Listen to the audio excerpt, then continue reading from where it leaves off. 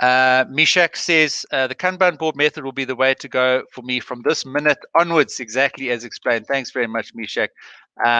Really appreciate that feedback. And just to reinforce this idea of cadence, it's that rhythm or that regular or consistent review of your Kanban board, which must be at the frequency that works for you. So for me in my PhD, it was on a weekly basis and on a Sunday night specifically. And my supervisors got used to seeing an email come through from me on Monday morning. Could be daily for you. And certainly in the agile team environment where, I've done a lot of research and was actually the subject and topic of my PhD itself, we would have what's called a weekly stand-up. So at 9 o'clock every Tuesday morning, we'd get the team together and we would review the Kanban board. And each row on that Kanban board would be an individual. And we would be able to clearly see the progress of an individual's tasks from in progress, from being on the backlog to in progress to done. Now, here's the thing. When you've got that group accountability, and this is where the burn the boats principle comes in, when you share that with somebody else, and in those weekly stand-ups, you share what you're going to commit to, you're going to get that stuff done because people can see that's the name of the person and the tasks that need to be done by the time that Kanban board is reviewed the next week. And the reason I put a cyclist there is that when you watch professional cyclists, the speed at which they actually turn the pedals is generally quite constant. What they then change is the gearing on the back wheel based on whether they're going up or downhill. So your cadence must always be consistent. The speed at the pedals must be consistent. Your daily, weekly, monthly routine, never compromise, never sacrifice that. And like I teach again and again in the courses, I didn't change my weekly cadence the whole of my PhD. Every single Sunday night, my supervisors got an email from me. That was my Kanban cadence.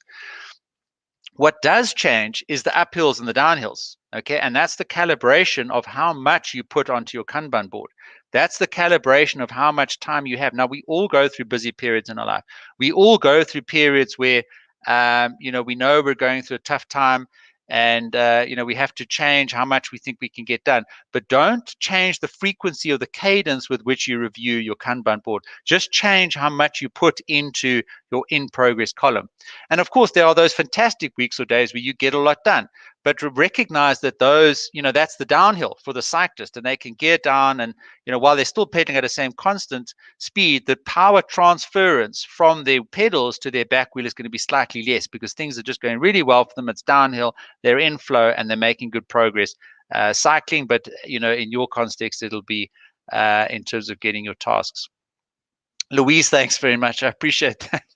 Where have I been for the past 6 years? I've been doing my PhD for the last 5 years. So I didn't have the chance really to get this set up. But when I finished my PhD last year, I got this group going. And so I don't know how you found us today, Louise, but the link is on the chat there for you to join us in the Facebook group where you can get support and motivation for you to then apply these principles and find out about these events, and then also practice your own discipline of burning your boats like we saw Ramona has done, or post pictures and updates of your work. And the lovely thing about the Facebook group, and this is what Melissa was saying last week in the student mental health webinar, there's no supervisors in that group. I don't work for a university. I mean, for me, it's about your success. It's about creating a safe space for you to come in there and share and be vulnerable and be open and authentic and honest about the challenges that you're having, for the single outcome of us helping you overcome those. Not to measure you or assess you. That's not my job, okay?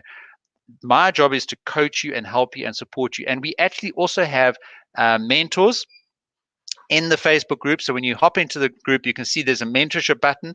We had a webinar previously on mentorship, and I interviewed Cara Demura from University of Pretoria, who's taken the lead to help set up the mentorship program. And I'm desperate for others to step up and be a mentor. So once again, you can DM me in the group, and even you don't have to contact me. In that button, you can sign up to be a mentor. And I think we've got Cara and Louise. And then what happens is once you set yourself up as a mentor, the Facebook group actually pairs you, and you can make contact with each other and set up a mentorship arrangement. And the reason that mentorship is so powerful, because you can apply Kanban principles into that mentorship arrangement. So what I did with my supervisors, you could potentially do with a mentor. And I think what Kara does effectively with a couple of other students is just a 20-minute catch-up once a week that says, check in, how are you doing, but using those Kanban principles to say, let's just check in. What's your backlog looking like? What's your in progress looking like? Have you got a few things into the done column this week? So Koketso, absolute pleasure for the insights and the resources. All I ask is, if you do my courses, if you come into the Facebook group, if you, please do subscribe onto the YouTube channel. Please do just, leave a like, leave a comment, leave a rating, leave a review. Just make sure that you, provide the social proof of the value that you get from those resources, so that it can be beneficial for a lot more people, and we can make this as sustainable as possible.